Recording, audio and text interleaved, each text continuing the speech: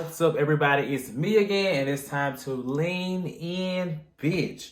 I still got my robe on, which means I am still bored, but I'm gonna do this Real Housewives of Atlanta recap or review because I'm gonna be consistent. That's why. Bored or not, I'm here. I want to make sure I'm leaning in regardless, whether it's really, really good or really, really bad, or in between or whatever it is. So let's talk about this episode 2 of Real Housewives of Atlanta season 13. In this episode, we finally get the taglines, and honestly, I posted this on the Instagram page last week, but I actually like all of the taglines. I feel like compared to previous seasons or more recent seasons, like they just haven't really been that good, or there's been like one that's good. But I will say this year's taglines are pretty good. I think my least favorite would be Candy's, because I just feel like it's season 13 and you know, you talking about tasting sweet like candy. Girl, that should have been season 1. And I feel like my favorite is actually Kenya or Cynthia's. But that's my opinions. You can go on the Instagram or Facebook or YouTube, whatever, find them, and you can listen to them yourself. And you can give your opinion in the comments on who you think your favorite tagline is. Now, we are introduced to the newbies in this episode, and we knew that Drew Sidora would be one of them, and Latoya Ali. Now, I don't know much about Latoya Ali. I believe she's some type of YouTube individual personality, similar to myself. So maybe I'll be on Real Housewives of Atlanta one day. But anyway, I just know that part of her life. And then Drew is obviously from the game. She played herself. Other than that, I don't know much about Drew either. But I'm excited because we have been asking for new blood, new blood, new blood. So I want to spend some time talking about them in this particular recap. I'll start with Latoya. Now, Latoya is introduced as, I believe, like Cynthia's friend or Kenya's friend. I don't know, but to fast forward, Kenya and Latoya hit it off immediately. Now, I was like, okay, like it's interesting to see somebody come into this show and they really like Kenya and vibe with her, because honestly, other than Cynthia, not many people just want to be that close to Cynthia like that on this show. So I was like, okay, it's, you know, but honestly, they kind of have similar energy. I remember when Kenya first came in season 5, Latoya, like, she's fun and bubbly and she kind of just goes there, it seems like, with her comments, looking for a moment. And Kenya was that person then. So it's good to see that they have this bond. Now, I feel like it's just for TV and it's just for fun, but Kenya alluding to, you know, Latoya being her little woman crush, or, you know, this whole little lesbian thing. Look, I'm tired of lesbian gate. I'm tired of all of the everything. I'm tired of all that little storyline on these shows, especially Atlanta. So Kenya and Latoya, please do not be going around here talking about, this is my girlfriend, blah, blah, blah. Neither one of y'all want a woman.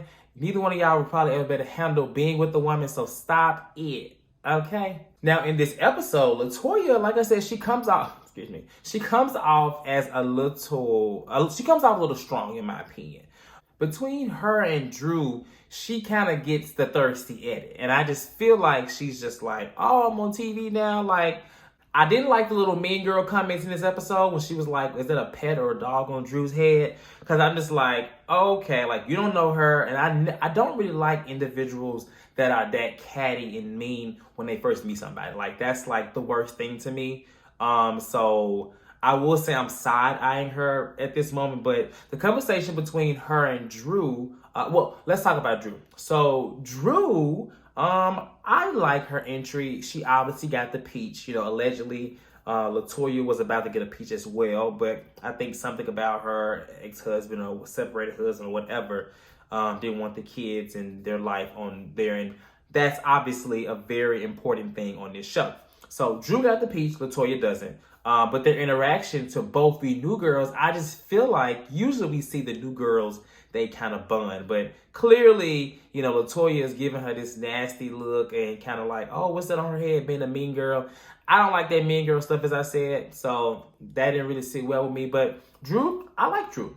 Drew is, she's refreshing. I like that we are already introduced to her husband and her life. We'll talk about that too. But the conversation between Latoya and Drew, I found it to be very interesting. You know, to see two new girls, having a conversation where it's not tense, but it could go there. We haven't seen it since Kenya and Portia. So that's why I feel very positive about these two girls, because I feel like they have similar energy of both of them, except for Drew is more of the current Portia versus that Portia that came in season 5. The separation, divorce thing, whatever, Latoya, honey, I don't know. I'm not a woman, but I'm just saying, who just plans to say, we're going to be separated for a year and get back together? Like, that doesn't make sense to me. I agree with Drew on that, and I just feel like, what kind of wedding vows are those? Like, just be single. But at the same time, I also get what Latoya's saying. She's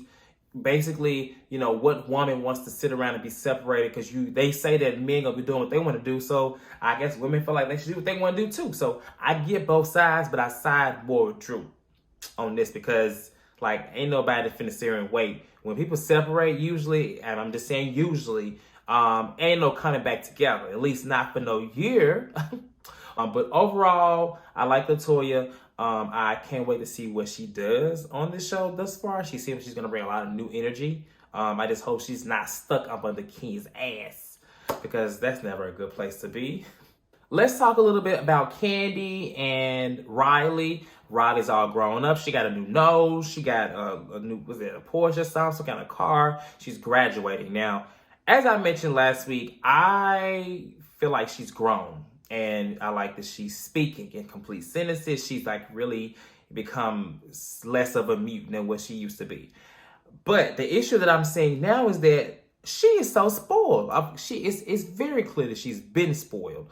But now she just feels so entitled. Everything is about money. And she kind of turned into her mama. I mean, next year she going to pop out and say, I may be small, but my mama's empire is still growing, or something, child. Like, I just feel like everything's about money. And she was so sweet and so young, and it felt like she was more humbled. And I feel like now that she knows, and everyone is saying that Candy got all this money, which has been clear she's had money. But now that the world can accept that Candy has all this money, she has finally accepted that her mama has a lot of money. And now it's all about money. And I just don't like that, to be honest.